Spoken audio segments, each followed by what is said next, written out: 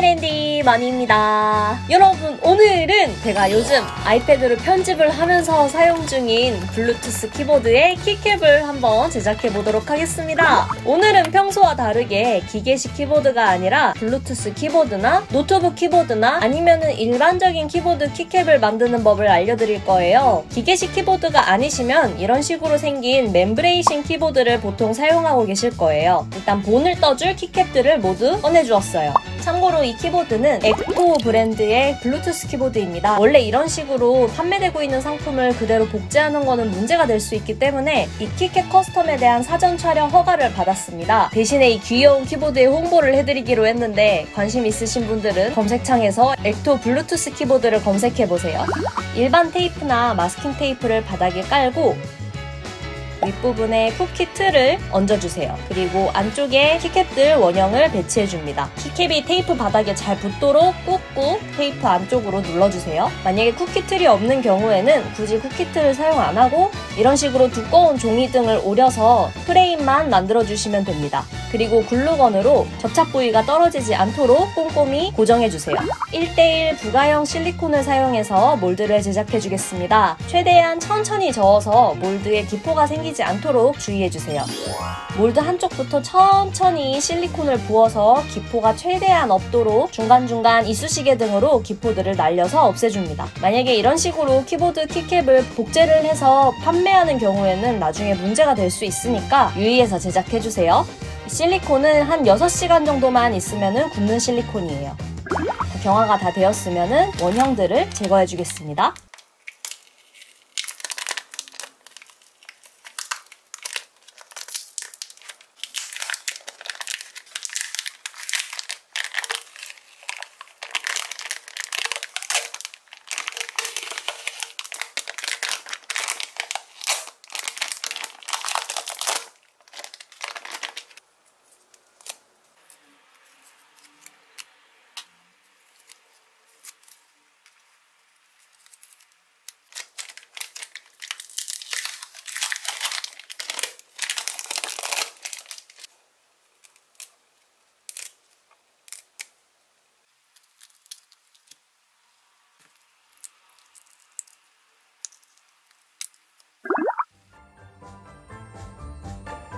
이 멤브레인 부품 부분을 먼저 투명색 레진을 사용해서 제작해 줄 건데요. 이렇게 제작한 멤브레이신 키캡 몰드를 사용할 때 가장 어려운 부분이 이런 식으로 아주 작은 결합턱이 있는데요. 저 부분까지 레진으로 완벽하게 재현하기가 쉽지 않아요. 그래서 최대한 물점도 레진을 사용해서 굉장히 천천히 제일 안쪽부터 기포 없이 레진이 채워질 수 있도록 해주셔야 합니다.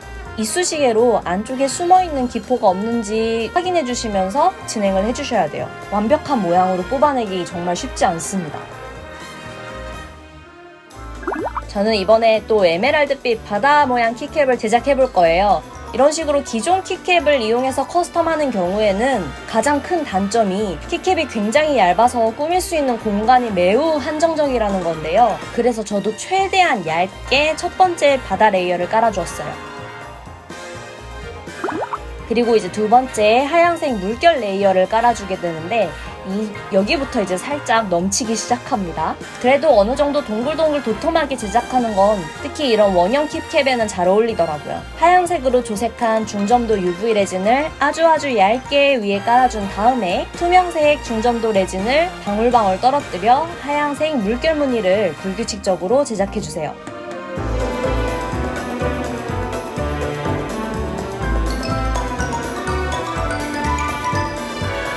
그리고 스페이스바에는 작은 해변을 만들어 볼 거예요.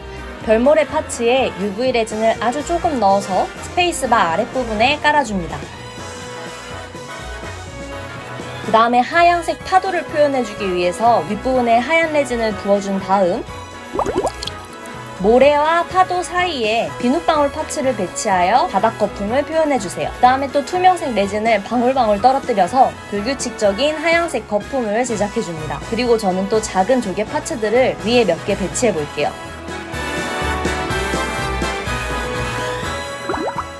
경화가 완료되었으면 타령해주세요. 이런 식으로 중간 부품 모양이 완벽하게 잘 타령돼야 하는데 저도 거의 한 30-40%의 확률로 이렇게 제작이 되는 것 같아요. 이 스페이스바의 경우에는 뒤에 부품에 기포가 조금 생겨서 조금 아쉽게 나왔어요. 그래도 일단 롱노즈와 사포를 사용해서 키캡의 튀어나온 부분들을 깔끔하게 다듬어주세요.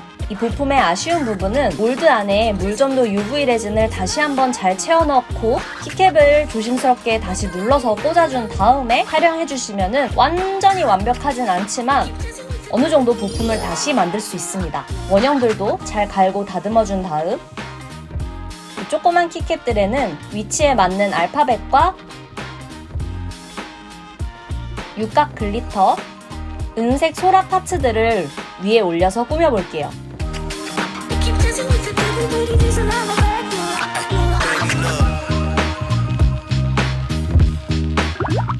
그리고 마지막으로 준정도 UV 레진을 도톰하게 올려서 코팅 작업까지 마무리해줍니다. 스페이스바도 똑같이 진행해주세요.